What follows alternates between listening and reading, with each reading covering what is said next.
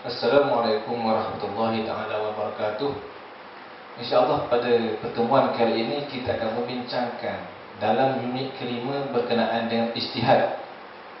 Yang pertamanya kita akan membincangkan berkenaan dengan pengertian ijtihad, kemudian syarat-syarat seorang mujtahid, kemudiannya perkara-perkara yang boleh diijtihad dan perkara yang tidak boleh diijtihad, kemudiannya pembatalan ijtihad, dan yang terakhir pembahagian ijtihad. InsyaAllah kita akan jelaskan satu persatu. Sidang pelajar yang dirahmati Allah sekalian, setiap manusia perlukan sesuatu untuk menentukan ketetapan masing-masing, dan ada sesetengahnya berijtihad untuk menentukan sesuatu pekerjaan ataupun perbuatan. Di samping itu ia dilakukan dengan segala akal pemikiran dan kesungguhan untuk mendapatkan sesuatu hukum syarak mengenai sesuatu masalah dengan jalan istinbat daripada Al-Quran dan Al-Hadis. Lapangan ijtihad pula mestilah kejadian yang tiada nas, tiada nas syarak yang jelas hukumnya. Manakala mujtahid pula ialah ahli fiqh yang mencurahkan kesungguhan dan ketekunan untuk mendapatkan hukum syarak daripada sesuatu dalil terperinci ataupun tafsiri daripada dalil-dalil tersebut. Kesan perkembangan dan kelahiran tokoh baru telah memberi ruang yang baik kepada umat Islam, di mana walaupun sesebuah negara telah menetapkan sesuatu aliran mazhab di negara mereka, ijtihad merupakan perkara yang penting di dalam pembinaan hukum. Ijtihad sentiasa berkembang mengikut kesesuaian masa, keadaan dan tempat. Oleh itu ijtihad merupakan suatu kehujahan dalam pembinaan hukum, kerana ijma' juga berdasarkan ijtihad itu sendiri, dan ijtihad itu diharuskan oleh syarak. Apakah yang dimaksudkan dengan ijtihad? Okey, ijtihad mempunyai dua pengertian, iaitu seperti biasa dari segi bahasa dan istilah. Pada bahasa, menurut bahasanya, ia mempunyai maksud yang pertama. Ijtihad berasal daripada perkataan ijtahada, yang bermaksud menggunakan tenaga sepenuhnya. Yang kedua, ijtihad bermaksud bersungguh-sungguh dalam sesuatu perbuatan atau pekerjaan. Dan yang ketiga, ijtihad membawa maksud menggunakan segala kemampuan. Di dalam kitab Al-Wajiz fi Usul Fiqh, ijtihad dari segi bahasa ialah kekuatan dan keupayaan di mana dengan berusaha bersungguh-sungguh dan mengerah seluruh tenaga untuk mencapai sesuatu. Manakala ijtihad dari sudut istilah ialah yang pertamanya mencurahkan tenaga sepenuhnya dan sebanyak mana untuk mendapatkan hukum syarak yang berbentuk amali dengan cara istinbat daripada dalil-dalil dan sumber-sumber syarak. Yang kedua, kita boleh definisikan sebagai mencurahkan segala tenaga untuk mendapatkan hukum syarak daripada sesuatu dalil yang terperinci atau tafsili dari dalil-dalil syariat. Yang ketiga, boleh didefinisikan sebagai usaha seseorang mujtahid dengan mengerah segala kemampuan yang ada untuk memperolehi hukum syarak yang berkaitan dengan perbuatan mukallaf melalui cara yang ditetapkan oleh syarak. Di dalam kitab Al-Wajiz fi Usul Fiqh, ijtihad membawa maksud mengerahkan sepenuh usaha dan tenaga untuk mendapatkan hukum syarak. Di sana terdapat rukun ijtihad. Ada 3 rukun ijtihad. Yang pertamanya mesti al-mujtahid, iaitu orang yang berijtihad. Yang kedua al-mujtahid fih, iaitu usaha. Dan yang ketiga ijtihad. Apakah hukum berijtihad? Para pelajar yang dirahmati Allah, hukum ulama bersepakat mengatakan harus berijtihad dalam mengeluarkan hukum apabila cukup syarat tertentu. Hukum harus bermula dengan selera ijtihad para ulama berdasarkan hadis Muaz bin Jabal ketika beliau diutuskan menjadi wakil di Yaman. Sebagaimana hadis yang diriwayatkan oleh Ahmad dan Abu Daud yang bermaksud, Nabi tanya, bagaimanakah nanti engkau akan memutuskan hukum apabila dibawa kepada engkau sesuatu permasalahan? Muaz menjawab, saya akan memutuskan hukum berdasarkan kitab Allah Subhanahu wa taala. Kemudian Nabi bertanya, sekiranya kamu tidak mendapati di dalam kitab Allah? Jawab Muaz, saya akan memutuskan berdasarkan sunnah. Nabi tanya lagi, sekiranya engkau tidak menemui di dalam sunnah? Muaz menjawab, saya akan berijtihad dan saya tidak akan mengabaikan perkara tersebut. Nabi pun menepuk dada sambil bersabda, segala puji bagi Allah yang telah memberi taufik kepada utusan Rasulullah SAW ke arah sesuatu yang diredainya. Melalui ijtihad, hukum Islam terus berkembang sesuai dengan tempat, masa dan keadaan. Selain itu, dengan ijtihad juga terbentuknya qiyas dan ijma' ulama. Justru ijtihad adalah diharuskan dan suatu amalan dan merupakan satu amalan yang terpuji. Terdapat beberapa dalil yang sabit yang mengharuskan berijtihad. Di antaranya firman Allah Subhanahu wa taala, fa'tabiru ya ulil absar, maksudnya maka insaflah dan ambillah pelajaran daripada peristiwa itu, wahai orang-orang yang berakal fikiran serta celik mata hatinya. Sebagaimana sabda Nabi Muhammad SAW yang bermaksud, apabila seseorang hakim menjatuhkan hukuman lalu ia berijtihad dan didapati apa yang ia ijtihadkan itu benar, maka ia mendapat 2 pahala. Sekiranya pula ia menjatuhkan hukuman dan berijtihad serta salah, maka ia mendapat 1 pahala sahaja. Sidang pelajar yang dirahmati Allah sekalian, seseorang ahli ijtihad dan mujtahid itu mestilah mempunyai serta memenuhi syarat yang akan saya huraikan. Yang pertamanya di antara syarat-syarat mujtahid ialah seseorang mujtahid itu mestilah beragama Islam dan bersifat adil. Yang kedua, baligh. Yang ketiga, mengetahui nas dan dalil yang berkaitan dengan hukum hakam walaupun tidak menghafalnya. Yang keempat, mengetahui tentang dalil, akal dan kehujahannya. Yang kelima, mengetahui tentang Al-Quran dan hadis berserta makna-maknanya dari sudut bahasa dan syariat. Yang keenam, mengetahui tentang qiyas. Mengetahui tentang qiyas itu merangkumi illah, hikmat, kemaslahatan masyarakat serta uruf. Yang ketujuh, mampu mengetahui mengenai masalah-masalah ijma' serta tempat-tempat berlaku ijma'. Ini kerana agar mereka tidak mengeluarkan fatwa yang bertentangan dengannya. Yang ke-8, mengetahui serta memahami bahasa Arab dengan baik dan sempurna agar dapat mentafsirkan Al-Quran dan Al-Hadis dengan baik serta dapat mengistibatkan hukum. Yang ke-9, mengetahui tentang nasikh mansukh daripada Al-Quran dan Al-Hadis.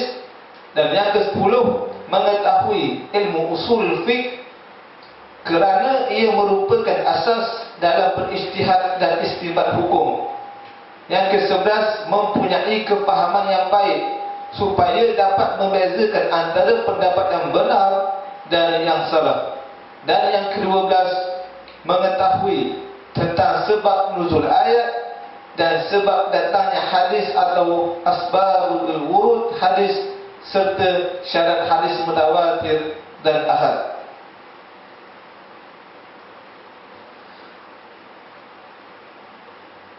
Dan di antara perkara yang boleh dan tidak boleh diijtihadkan pada pelajar yang dirahmati Allah sekalian, seperti mana yang kita ketahui, bukan semua hukum-hukum syarak boleh dilakukan ijtihad. Kerana inilah sebahagian ulama usul menegaskan yang boleh diijtihadkan itu ialah setiap hukum syarak yang tidak terdapat dalil qat'i sahaja.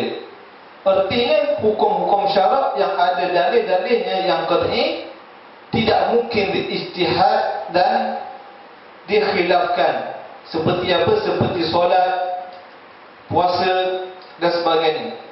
Haram berzina dan hukum-hukum yang telah datang dan sebagainya. Dengan dalil yang datang dengan nas-nas qat'i dan umum diketahui orang, sama ada orang jahil maupun orang alim. Bahkan tidak dimaafkan seseorang yang jahil tentang hukumnya itu. Adapun hukum yang tidak ada nas, yang tidak ada nas qat'i tetapi ada padanya nas-nas yang zanni, dari aspek sabitnya atau dilalahnya, maka boleh dilakukan ijtihad ke atasnya. Maka apabila nas itu zanni dari aspek sabitnya, ini hanyalah berlaku pada sunnah. Nescaya mustahid hendaklah menyelidiki sejauh mana nas itu sabit, kadar kesahihan sanadnya, kuatnya, kepercayaan para perawinya dan lain-lain lagi yang memerlukan kajian dan penelitian yang mendalam. Ulama mujtahidin berselisih pendapat dalam perkara-perkara ini kerana kadang-kala hadis ini sabit bagi seseorang mujtahid tetapi tidak sabit pada mujtahid yang seorang lagi, maka ia tidak mengambil kira hadis itu. Adapun hukum-hukum yang zanni dari aspek dilalahnya, maka ijtihad akan tertumpu kepada menyingkapkan makna yang dikehendaki darinya dengan cara mengetahui kekuatan dilalah lafaz ke atas maknanya dan menterjihkan sesuatu dilalah ke atas dilalah yang lain. Para fuqaha juga berselisih dalam perkara ini, walaupun mereka sepakat tentang neraca-neraca yang am dan kaedah-kaedah yang umum bagi dilalah lafaz dan untuk mentajah sebahagiannya ke atas sebahagian yang lain. Bahkan kadang-kadang mereka juga khilaf tentang sesetengah neraca atau kaedah yang dipakai. Maka ini menyebabkan berlaku khilaf dengan meluas di antara mereka dalam istinbat hukum. Contohnya seperti khilaf mereka tentang tuntutan al-am dan an-nahyu, tentang dilalah am ke atas afrodnya. Apakah ia qat'iyah atau zanniyah, tentang mutlak dan hubungannya dengan muqayyad dan sebagainya. Seterusnya ijtihad juga akan berlaku pada masalah-masalah yang tidak ada nas syarak mengenainya. Maka ketika itu mujtahid perlu merujuk kepada dalil-dalil syarak yang lain seperti qiyas dan sebagainya. sudah pasti pandangan pada mujtahid berbeza di antara satu sama lain. Lagipun ijtihad merupakan suatu martabat ilmu yang tertinggi, sementara ilmu pula adalah untuk semua. Bahkan syariat Islam menggesa supaya mencarinya, dan Allah juga memuji orang yang berilmu. Seterusnya menuntut mereka menambah ilmu dan diajar mereka dan diajar kepadanya. Allah Ta'ala berfirman, wa qur rabbi zidni ilma, dan berdoalah dengan berkata, wahai Tuhanku, tambahilah ilmuku.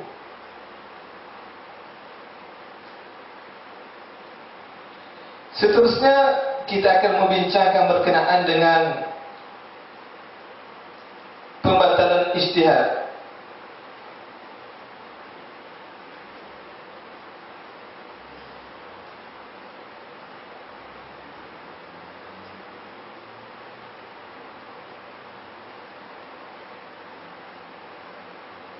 Sidang pelajar yang dirahmati Allah sekalian, seperti mana yang kita ketahui, ijtihad sebagai suatu penelitian dan pencurahan tenaga dan daya usaha untuk sampai kepada mengetahui hukum syarak. Maka apabila seseorang mujtahid mengkaji sesuatu masalah dan menggunakan seluruh kekuatan, seluruh daya ilmiahnya sehingga sampai kepada sesuatu hukum, maka pada masalah ini, maka hukum itu merupakan hukum yang wajib pada haknya. Seterusnya dia akan memfatwakannya. Tetapi apabila berubah ijtihadnya terhadap masalah yang sama, maka hendaklah diamalkan ijtihadnya yang baru itu. Kalau mujtahid ini seorang hakim dan telah memutuskan dengan hukuman tertentu pada suatu masalah atau kes berdasarkan ijtihadnya, maka tidak harus bagi hakim lain membatalkan ijtihad itu. Kerana kaedah fiqh menegaskan ijtihad tidak boleh dibatalkan dengan ijtihad. Tetapi jika dikemukakan masalah lain yang sama dengan masalah pertama yang telah diputuskan kepada hakim itu juga, kemudian terselah baginya pandangan baru terhadap masalah itu, maka hendaklah dia menghukum dengan ijtihadnya yang baru. Adapun hukuman yang pertama yang telah diputuskan itu batal. Ini adalah kerana keputusan-keputusan hakim terdahulu tidak mengikat seseorang hakim muslim yang mujtahid seperti mana yang berlaku kepada Umar bin Khattab. Beliau telah memutuskan pada masalah Hajariyah dalam kes pesaka yang mana tidak diberi pesaka kepada anak-anak seibu sebapa. Kemudian dikemukakan pula sekali lagi pada beliau masalah yang sama, tetapi kali ini beliau menghukumkan anak-anak seibu sebapa berhak mendapat pesaka bersama dengan anak-anak seibu. Maka datang keluarga masalah pertama membantah keputusan Umar itu. Lalu beliau berkata, ini adalah hukum yang telah kami putuskan dahulu, dan ini adalah apa yang kami putuskan sekarang. Kecuali jika ijtihad itu terang-terang bertentangan dengan nas qat'i, maka hendaklah dibatalkan dan tidak diambil kira. Bahkan ia pada hakikatnya bukan ijtihad.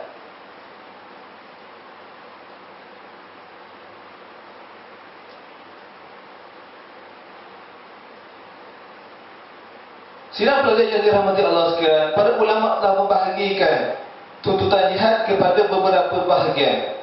Yang pertamanya ijtihad fardu ain, yang kedua ijtihad fardu kifayah, yang ketiga ijtihad sunat, dan keempat ijtihad haram. Apakah yang dimaksudkan dengan ijtihad fardu ain? Ijtihad ini adalah ijtihad yang wajib dilakukan oleh seseorang atau individu tertentu yang mempunyai kemampuan dan kelayakan, serta tiada orang lain yang selain dirinya untuk menyelesaikan masalah dan perkara yang berkaitan dengan masalah hukum, sama ada masalah dirinya maupun masyarakat. Ijtihad fardu ain terbahagi pula kepada dua jenis. Yang pertama, ijtihad yang dilakukan oleh seseorang mujtahid terhadap sesuatu hukum dan permasalahan yang ditanya oleh masyarakat atau individu tertentu, dan tiada orang lain lagi yang layak berijtihad kecuali dirinya sahaja. Yang kedua, ijtihad dilakukan oleh seseorang mujtahid dalam sesuatu masalah hukum untuk dirinya sendiri atau tanpa pertanyaan oleh masyarakat dan individu lain. Ijtihad fardu kifayah. Ijtihad fardu kifayah adalah ijtihad yang dilakukan oleh seseorang yang mempunyai kelayakan berijtihad, tetapi selain darinya terdapat orang lain yang berkelayakan untuk berijtihad bagi menyelesaikan masalah yang berkaitan dengan hukum. Oleh itu berijtihad baginya menjadi fardu kifayah apabila dia yakin ada orang lain yang masih mampu menyelesaikan masalah hukum. Terdapat dua jenis ijtihad, iaitu yang pertama, seseorang mujtahid yang diajukan kepada dia tentang permasalahan, dan masih ada orang lain atau mujtahid lain yang mampu berijtihad. Walaupun begitu, jika dia meninggalkan atau tidak menyelesaikan masalah itu, maka tidak ada orang akan berijtihad. Yang kedua, seseorang mujtahid yang ragu-ragu dengan ijtihad mujtahid lain dan ia cukup syarat sebagai mujtahid, maka ketika itu menjadi fardu kifayah bagi dirinya untuk berijtihad terhadap hukum dan permasalahan yang diajukan itu. Yang ketiga, ijtihad sunat.